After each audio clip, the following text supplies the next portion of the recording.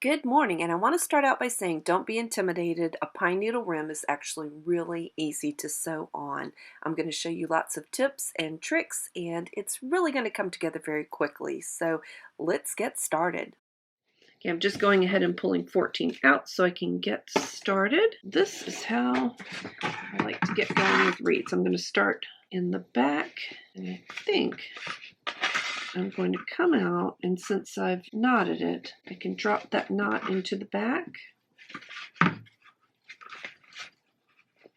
like so.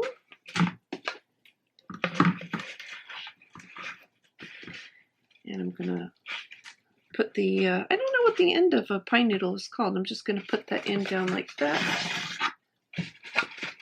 and lace around it. Now I'm going to put another one next to it and go around and through my hole. And this is it. It's going to make a really nice rim with the ends of the pine needles sticking out.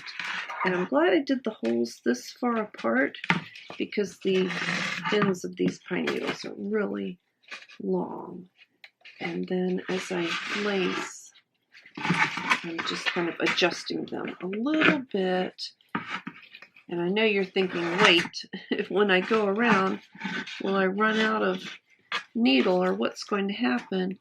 Well, you'll end up that you're adding all the way around. Every single time I get through the hole, I'm adding a needle, but you're also going to end up with the needles tapering out when you get to the other end. I like leaving that nub facing down. I just think it's a pretty texture, but I do like to keep these pretty neat. So I'm just adjusting them a little bit as I go. And I'm also working some of the needle material up over the rim so that that rim doesn't show. I did not coat the inside of this gourd because it is so big, but I could do that if I decided to. I just felt like I wanted to leave one natural. I've never left one natural. Usually I put some sort of a mixture of half glue, half water in there. This gourd is pretty sturdy, so I didn't think I needed to go to that extreme. It's just like lacing shoes. I'm just going over, I add a needle, and then I go over and through the hole. I'm using my fingers just to keep all of the pieces kind of straight and in line so they look nice and neat. But I'm also working it up over the top of the rim. And this is probably going to be the fastest rim you've ever seen done. And I'm about to run out of thread, which makes me sad because adding more thread is not always the easiest thing. I have grabbed a clothespin to hold my progress in place because I don't want to lose where I am.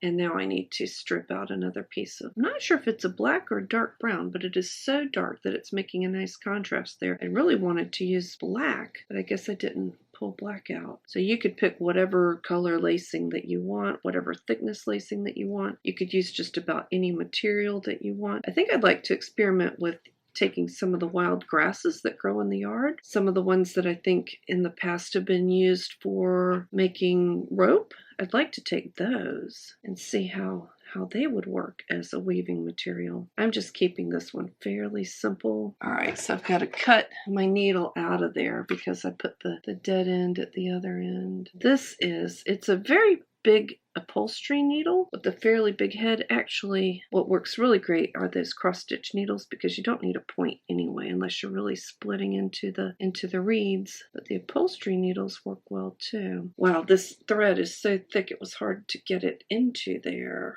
So I'm going to tie a square knot, which is a right over left and a left over right, but this is a waxed linen thread, and so it will slip. So I do a square knot, right over left, left over right. This is going to have a good look. Going to be some nice contrast. I'm glad I opened up the top just a little bit more. Yeah, hang on a second. I'm tying a knot. Got a cat that is desperate to get in. We've got a nice fire in the fireplace. Cat sleeping all over. So that's really slipping. So what I'm going to do is have it tie a shoe knot over the top. And if I can, a shoe knot over the bottom. I probably can't do that. That was enough. Okay, here we go. Thank you, clothespin. Okay, so my next move is add one in. So every single time you wrap around, you're adding one more pine needle.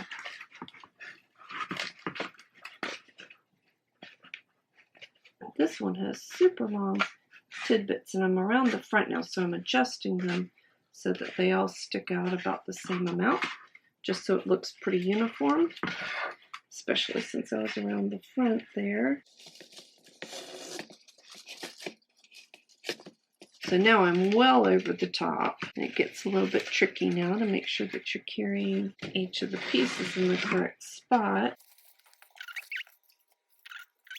I'm not adding any on this next run around. All I'm going to be doing is wrapping and just slowly bending the tail around with me. And I'm being careful to just really slowly bend it and not break them all off.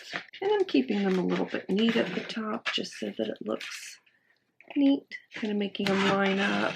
Pine needles kind of have three sides, a flat side and a two round side. So I'm just keeping them looking uniform and neat. I'm working it around to the inside a little bit so that I don't have that raw edge showing. And the hardest part of the whole project is what's coming up next, is to figure out how to price things. I know that down here in Florida, our market is a lot different than other parts of the country, and we end up asking a lot less for gourds than people do in some other areas, and that's just the way it is.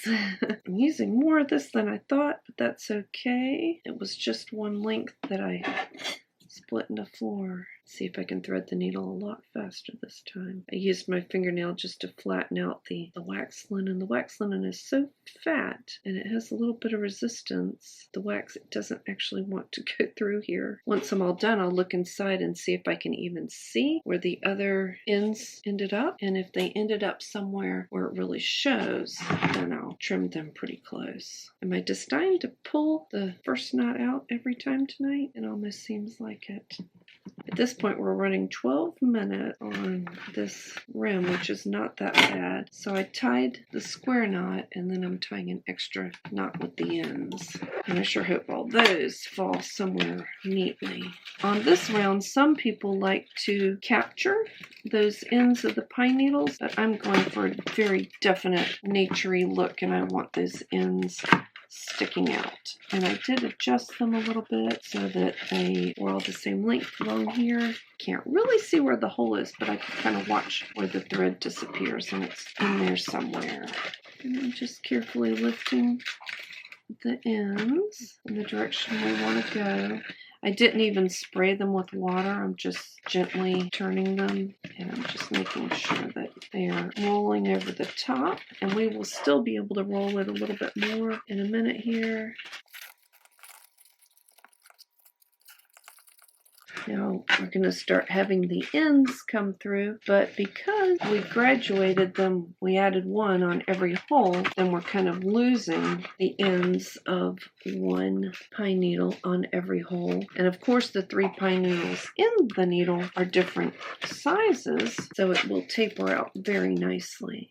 You won't even notice. The only place you'll kind of notice is on the inside where you see the double wrap and the 2 sets of thread in there. Oh my goodness. Am I going to have to have thread at the very, very end? What I could do right now to be really sneaky is I could single up my line, cut one end of it and only work with the other end. I kind of hate to do that because I don't want to change the look of anything. I could leave these ends sticking out. I kind of don't want to do that either. I'm going to open the thread up and snip one part And that's going to allow me to go just a little bit further because it'll be singled now. And when I spray it, pine needles will also get sprayed, and that doesn't seem to hurt them at all. They'll be a little shiny if I use shiny coating. They'll be dull if I use a dull coating. I haven't quite decided if I want to go with a matte or a really thick shine. Some people like a thick shine on everything they do. But sometimes I think when you're doing something really natural looking, the matte finish looks better. Here we go. Toward the finish line for the second time.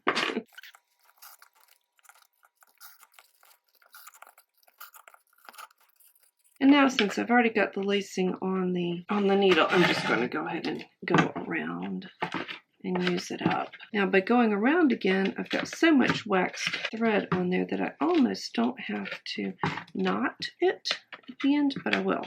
And what I'll do is I'll go back and forth a few times and really anchor the thread in there and then knot it. So I'm just bringing the needle halfway through, and then to go back again, I might have to push the needle in and then re-thread it and then pull the thread through again just to make sure it ends up on the end. Okay, so this way the end is buried in there.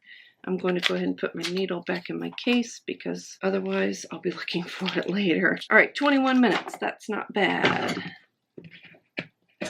Flip that little bit off. All right, so here's what we've got. Got a pine needle rim. You can't see any of this there.